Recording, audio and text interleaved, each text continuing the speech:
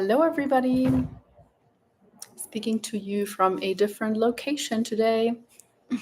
As I announced last week already, I am back in Colombia, in Bogota, and I arrived on Thursday last week. So I'm still like a little bit jet lagged, but basically over it by now, thankfully.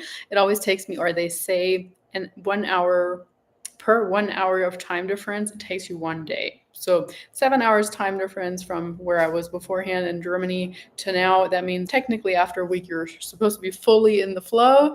I haven't been waking up super early, like the first few nights, like maybe 2, 3 a.m. Now it's more closer to my usual time, like 4:30 or 5, which probably still sounds strange to a lot of people. But yeah, no, that's normally my time. But anyway, I'm happy to be back. It's lovely being back in Latin America, and I'm in a different apartment this time. Not as happy with it as I was with my previous one. If you have been following me for a year or longer, you will know that I loved the previous one. But anyway, it is what it is.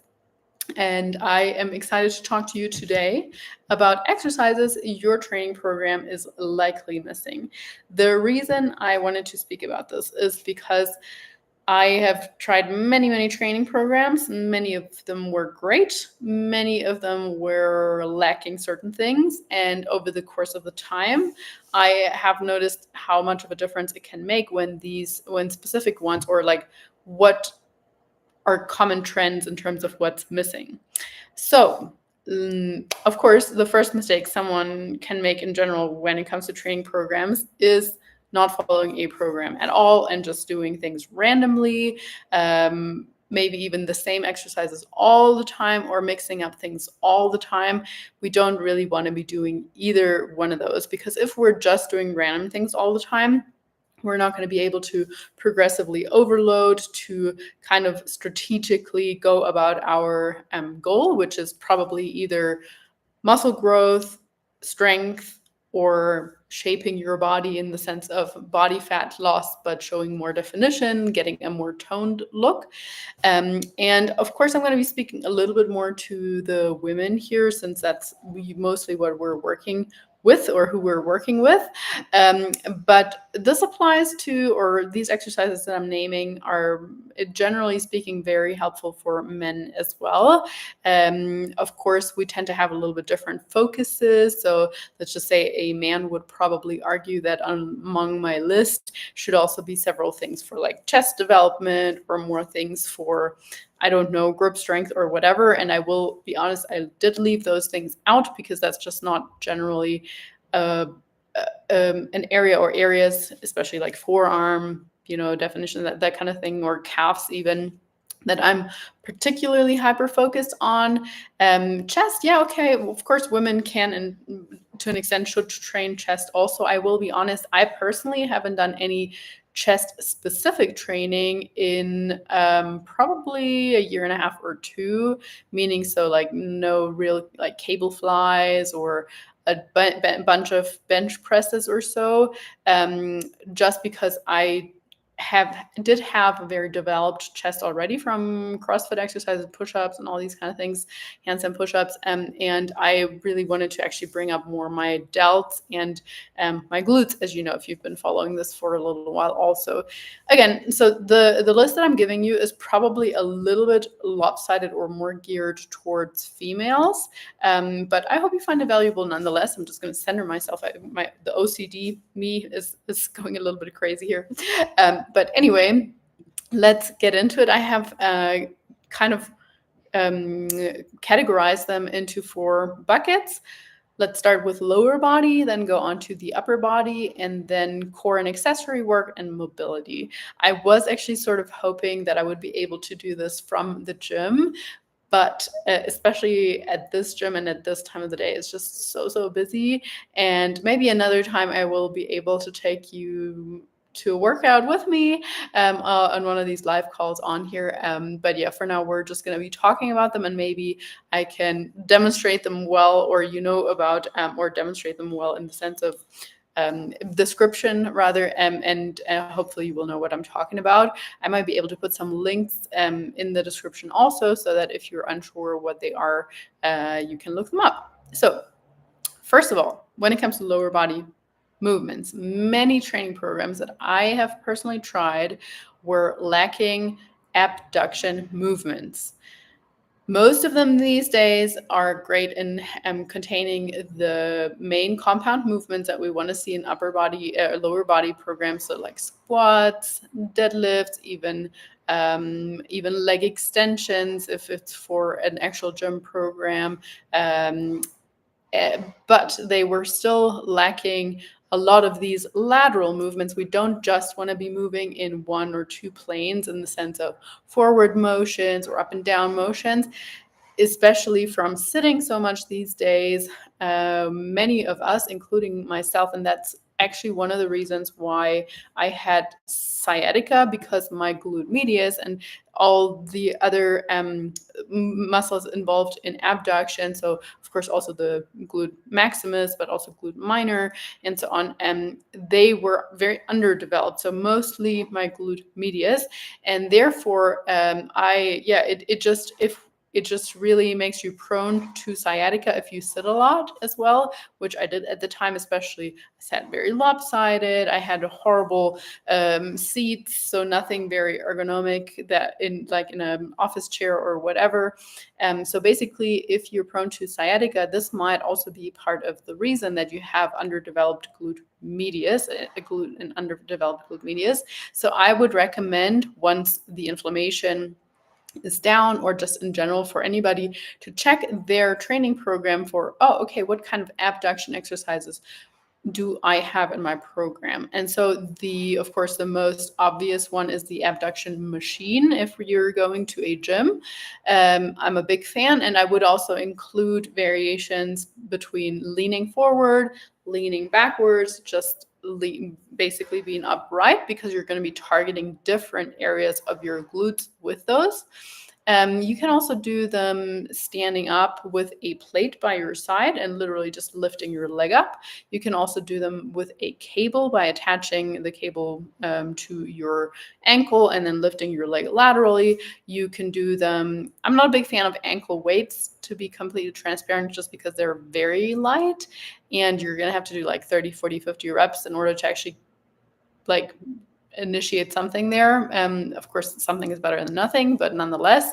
So yeah, those are some options. So abductions. On the same note, although a little bit more common, still not as common or that common, adduction. So where we're bringing the legs together. Ab means away from each other, and ad means together in Latin, and so therefore adduction is together, bringing the legs together. And of course, also here we have things like the adduction machine, and there you can also train this a lot through like sumo things, because you're gonna be focusing on like where you're stabilizing more with the inside of your leg also. And I often hear that like, oh, how can I get rid of the flabby bit on the inside of my legs? Or how can I tighten that up more? And so with exercises that are mostly adduction focused, that is a good idea, or that's how we target that. If you don't have an adduction machine, you can do something which is I believe is called the Nordic lateral Nordic plank, something like, or Icelandic plank, something like that. I'm going to link it. And where you are in a plank, one leg up on a bench and the other leg is basically just under the bench, and you're going to add lift and lower that other leg. So essentially also adding your legs together, while of course with this type of plank you're also challenging a lot of other muscles. So in terms of isolation, I think an adduction machine is actually quite great. We sometimes see weak adductors in the squats. They become quite apparent when legs sort of flap to the outside or just to the inside uncontrolled. So that can also be a reason for back pain in various ways, or of course knee pain more than anything as well. And then the third exercise I want to mention when it comes to lower body exercises that your training program is likely missing, that is actually the seated leg curl. We see leg curls in most training programs, however, not so much the seated one. Of course, if you have a home gym, that one is more difficult to simulate. Lying leg curls are pretty easy with a Swiss ball, with a rowing machine, and so on. But the seated leg curl, because of the angle or that your hip is in, you're going to be recruiting or getting more muscle stimulation and getting a different length of the hamstring that you don't get in any other position. So I would really recommend including those. It doesn't have to be every week. You can probably rotate them with lying leg curls on a biweekly basis or so, but generally speaking, they should be in your training program somehow. Now, let's move on to upper body exercises. Again, this is going to be slightly more female focused, so men are very likely going to be arguing with the list that I have here and saying there's a ton missing. But I do think most training programs incorporate, once again, they incorporate the compounds such as presses, like shoulder presses, incline presses, and bench presses. They do usually include some form of rowing, so pulling movements. Although I will say also that most programs probably don't include enough pulling movements. On average, especially since we sit so much, since we are hunched forward so much, we should probably be doing twice the amount of pulling exercises than we do pushing exercises. So if you look through your training program, even if it might not have to be twice as much, but do take a look that there are more pulling movements than pushing movements. So for instance, bent over rows, dumbbell single arm rows, any kind of rows, seated rows, cable rows, if you are going to a gym, very, very beneficial for just that more upright posture and working against that natural pull that we have just from gravitation, but also from cell phone use and typing and just in general manual labor of any kind. And alongside of the pulls, one which has become a little bit more popular, maybe I'm also just seeing it pop up more often because it's one that I love, is the face pull. The face pull is often done wrong, just in the sense of the execution. I see it often done more as a row. The face pull is not a row. It's all, even if you pull to your face just to here, it's still not a row. It's not supposed to be mostly targeting your rhomboids, the muscles between your shoulder blades. The face pull, in the face pull, actually our elbows, or I should say our thumbs, go behind the elbow. So it's not that you're pulling this way. I hope you guys can actually see me. Well, again, this is why it would be handy to be at the gym, but your thumb should not actually just go to your face. Your thumb should go behind your elbow. So if you can see me from the side, my elbow is going to be in front of the thumb, which I'm going to aim to pull behind my ear. What this does is it also really includes or activates more the serratus, I'm having a blank moment here, but the that the muscles connecting the shoulder blades with your elbows and with your shoulders, and therefore the posture, just a more upright posture in general, and pulling the shoulders forward more, but in a good way, not like rounding forward, but like rotating them externally, so opening up the chest a lot more. I apologize for blanking on that name right now, but I'm not gonna ponder upon it. And so therefore face pulls should be in every single training program in order to, again, work against that internal rotation that we usually have, opening it up into an external rotation. Other external rotation exercises are great too, especially even if we just want to include them for a warm-up, for instance, with a band or a cable where we're just like standing sideways and then rotating the shoulder outside. Something that had gained a bad reputation for a while because it was, if falsely executed, it's really going to encourage that internal rotation of the shoulder, and that was the upright row. So if someone does an upright row like this, mostly targeting the traps here a little bit and internally rotating the shoulders, horrible, absolutely horrible. It's just going to also encourage shoulder impingement syndrome and so on, what we want to do is, if we include upright rows, which is absolutely not necessary in most training programs, but it can be a good exercise for the delta medius as well. So if we do that, we always want to make sure your elbows are going to stay higher than or your elbows are higher than your thumbs, your hands, and also just making sure that you're really pulling from the shoulders and not inside, and not just the traps here, not just like lifting your neck or your traps up essentially. So proper execution on the upright rows, super, super important. However, that's not actually on my list. Like I was saying, this is not necessarily an exercise I would say is missing from programs. On the contrary, it's an exercise that can be missing from most programs.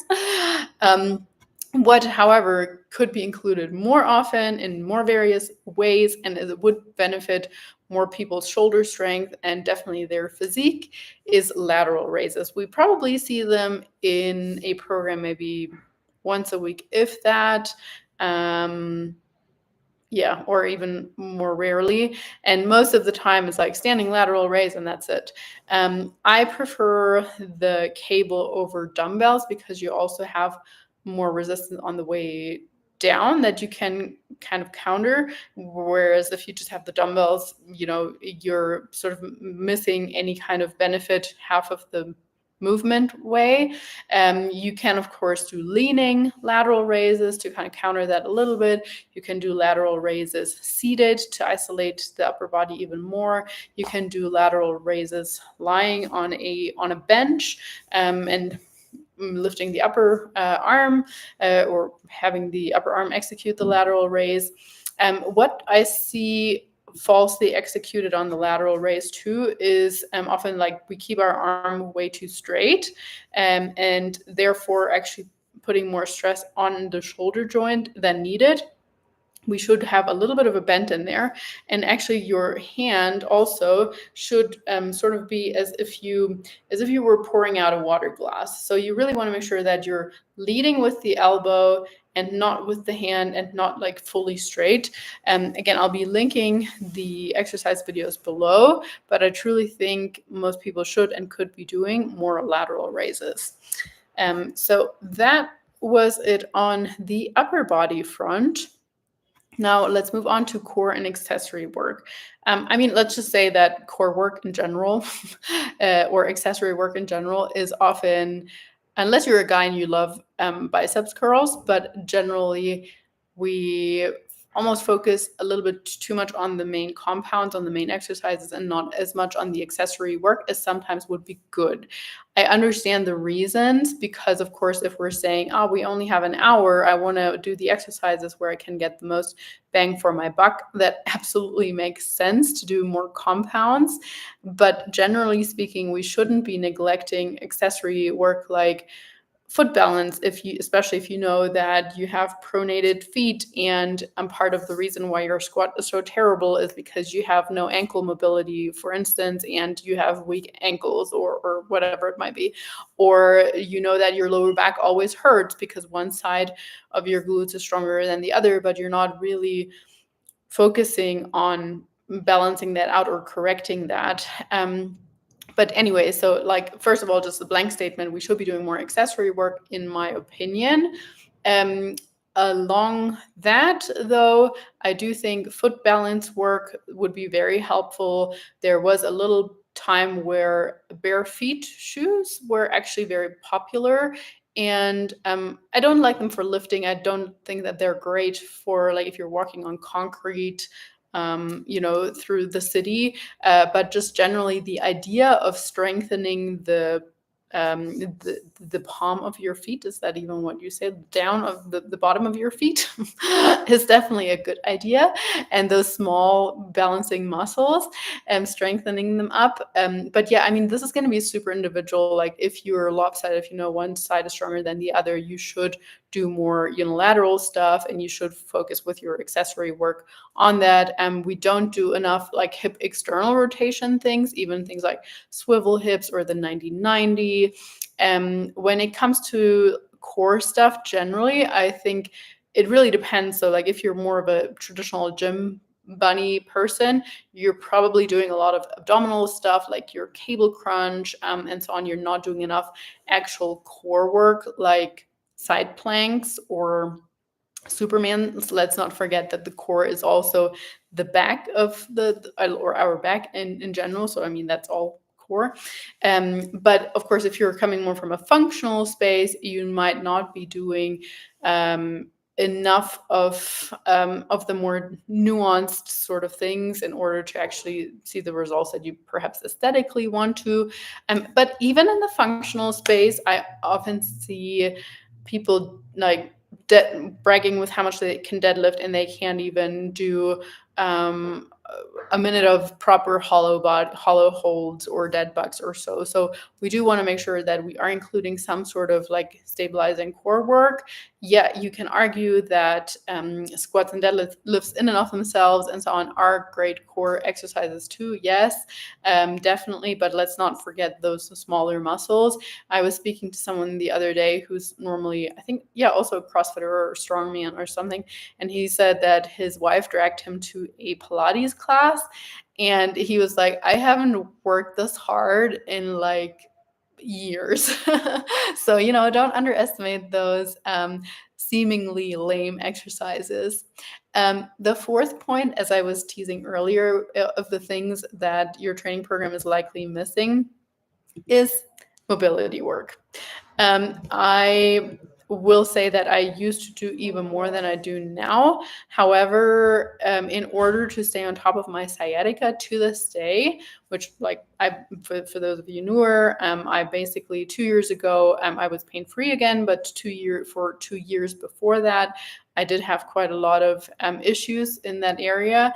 But now in order to stay pain-free, aside from looking into the right exercises and strengthening my glutes in the right areas. And I also have to include about 15-20 minutes of mobility work every single day. And I actually do 15 minutes of mobility right after my training with a foam roller, with a black ball, and just doing some stretching. There's nothing magical about what I'm doing. I think also part of it really is just that I'm giving my nervous system a chance to wind down right away after my training sessions. But in the evening, also after having spent most of my day on my feet, because I mostly stand when I'm working, I also do while I'm doing my meditation, I lay down on something to alleviate my lower back. That, again, I'm not saying that you should be doing what I'm doing. What I'm saying here is that we should generally be incorporating more mobility work specific to you, specific to your previous injuries, specific to you where you're tightened, specific to where you feel like you could do even better. So for most people, that's even just going to be things like a cobra. So looking up and stretching out our abdominals, stretching out that front of the body, but then likewise doing a forward fold where we're just letting everything hang, where we're just giving into gravity and letting that take over and take advantage of that. But at the same time, also opening up our pecs, because we're sitting all day long and we're just tight there. And if we're strength training, we're going to be shortening that side even more if we're not working against it. And then a couple of things that are really underrated, and I personally don't work on them enough either, is generally wrists, ankles, and neck. Neck, I think most of the time we just I have a headache, or it's tight here, or whatever, again, from cell phone use or even just bad posture in general. But yeah, that's something that we could or should be including a little bit more also. And I think Andrew Huberman, if you guys are familiar with him, he is actually really big on neck strengthening exercises. And I think they can do a lot of good. It doesn't mean you need to get a huge neck which is just going to look weird. It can also just be mobility in the sense of practicing retraction, because most of the time we're just like folding forward or letting our head hang forward. So if we just, even a few times a day or before we're sitting down for a meal, I'm huge on habit stacking, where we tie one habit in with the other in order to get more consistent. If we're saying like every time when I sit down to eat, I'm going to be doing 3 times 10 neck retractions. Bam. Or every time I'm brushing my teeth, I'm going to do ankle mobility and just go on my tippy toes and back down, stretching out my ankles. Or every time I get into the car and I'm about to drive, I'm going to do some wrist mobility. And, tying things together that way, just incorporating it in your day so that you're going to get more consistent with it, I do think it's a really, really good idea. A lot of people think, oh, okay, I kind of do just a yoga session once a week.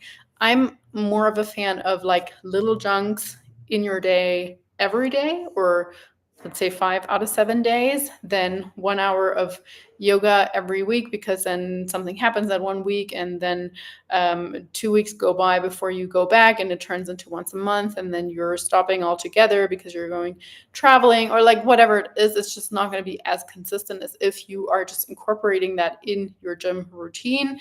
Of course, overall, we're probably also, all of us, skimping a little bit on warm-ups, but I didn't even put that in there because I don't necessarily think that's as crucial as some of the other things. So as it pertains to the lower body, I mentioned abduction and adduction exercises, and also seated leg curls. We do see leg curls in most training programs, however, not so much seated.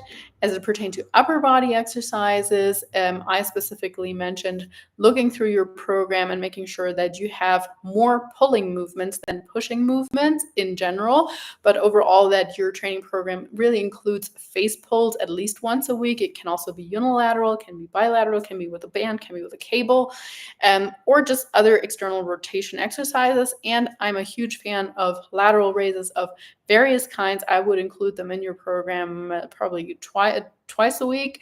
You can do them just dumbbell, cables, leaning, or in an incline bench, however you like, even with a band on there as well. And then training or exercises your training program is probably also likely missing is accessory work like foot balance work, or just accessory work that helps you get out of the imbalances that your body currently has, leaning more to one side than the other because we have one dominant hand because we had an injury here or an accident there. And as it pertains to core work, I would say that we can all do more planks, more side planks in particular. You do see regular planks more often than side planks, and Superman exercises. Of course, all exercises that I'm mentioning here only going to be beneficial if you execute them correctly.